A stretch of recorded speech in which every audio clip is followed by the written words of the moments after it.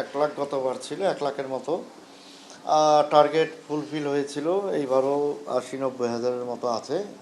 গতকাল পর্যন্ত 50 হাজার এসেছে। আজকে কালকের ভিতরে আমার মনে হয় যে 80 হাজার পর্যন্ত হয়ে যাবে।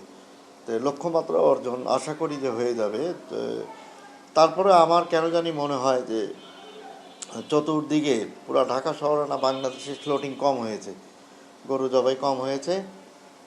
আমি রহমানগঞ্জ হাটের একটা ইজারাদার ছিলাম, ওই রহমানগঞ্জ হাটেও দেখলাম প্রায় 1200 গরুর মতো ব্যাগ চলে গেছে, প্রান্তিক অঞ্চল থেকে এসেছিলো, আবার এটা ফেরত গিয়েছে। এটা কি দামের কারণে না মানুষের কাছে টাকা নাই? এটা বিবেচ্য বিষয়, আসলে ডিসকাশনের ব্যাপার। কিন্তু আমাদের লক্ষ্যমাত্রা পুরো হয়েছে। এই গরমের তীব্রতাটা একটু যদি কমে যায় আরও বেশি স্মুথলি হ্যান্ডেল করা যাবে।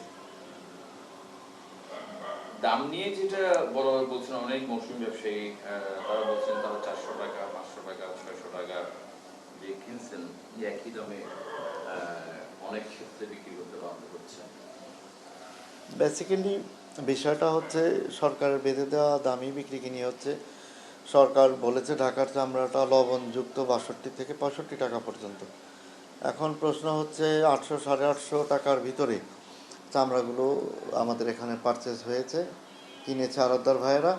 এটার উপরে 350 থেকে 400 টাকা পর্যন্ত লবণ। আপনার একটা চামড়া লবণ দিতে 8 থেকে 10 কেজি লবণ লাগে, আপনি জানেন।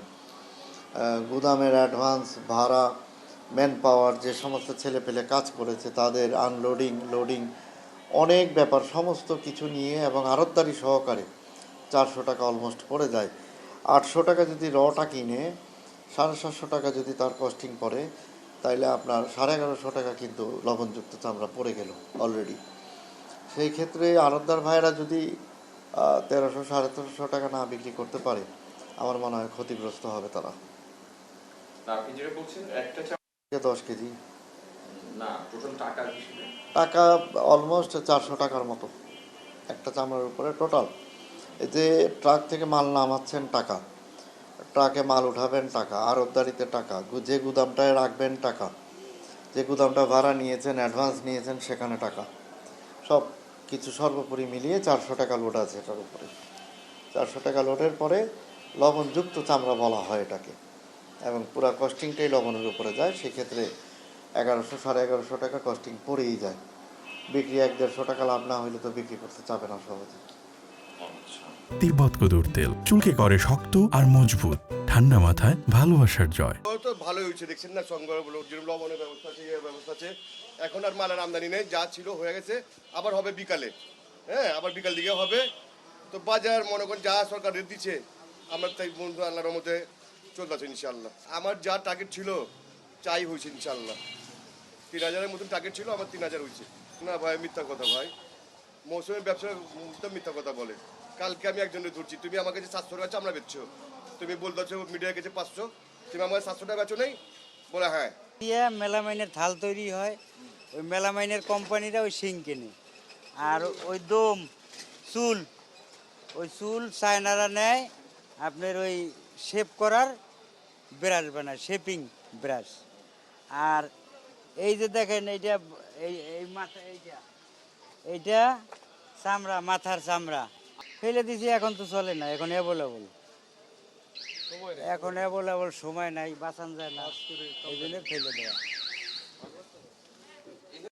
আছে কম কেন, মাল নাই, মালও দাম বেশি, এটা আমি বলতে পারি না। এভারেজ কত এটা মালিক ছাড়া কেউ বলতে পারবে না, এটা আমরাও বলতে পারব না। না, আমরা খালি মালের গুনতির ভিত্তি ছিল। 8 কেজি খায়, 6 কেজি খায়, 5 কেজি খায়।